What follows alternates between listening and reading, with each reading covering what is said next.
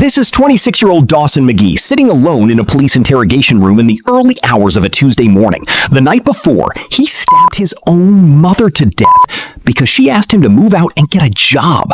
What Dawson doesn't know is that there's a hidden camera watching him. Dawson's strategy was to appear mentally ill, to make the system believe he was insane, hoping it would somehow soften the punishment. It's a plan many suspects have tried, and almost all of them misunderstand one critical thing. Being found not guilty by reason of insanity is not freedom. In the United States, if you commit a serious offense and are acquitted on grounds of insanity, you are committed indefinitely to a high-security psychiatric facility.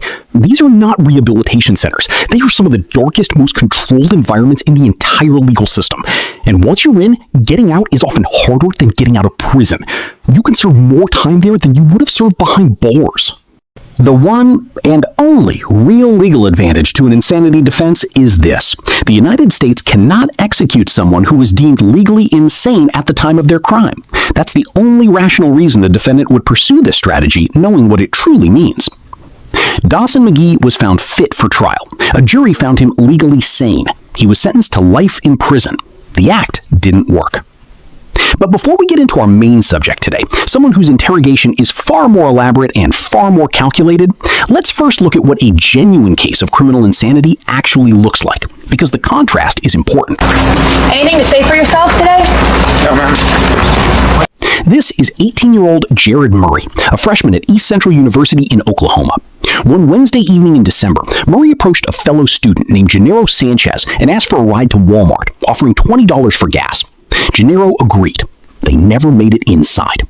Once in the parking lot, Murray pulled out a handgun, forced Gennaro to drive to an isolated country road, and shot him twice in the head. He then attempted to hitchhike to Canada. No passport, no plan. He stuck out his thumb when a police cruiser pulled up behind him. He was arrested immediately. What followed in the interrogation room was unlike almost anything you'll see in cases like this. Murray confessed everything. Every detail, in a calm, flat, almost clinical tone.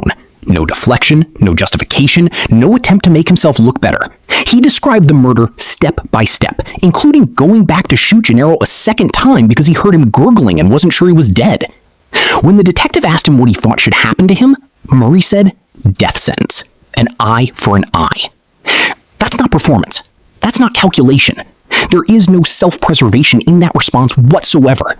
No attempt to shape how he's perceived. He spoke about murdering another human being the same way you'd describe filling out a form. Jared Murray was found not guilty by reason of insanity.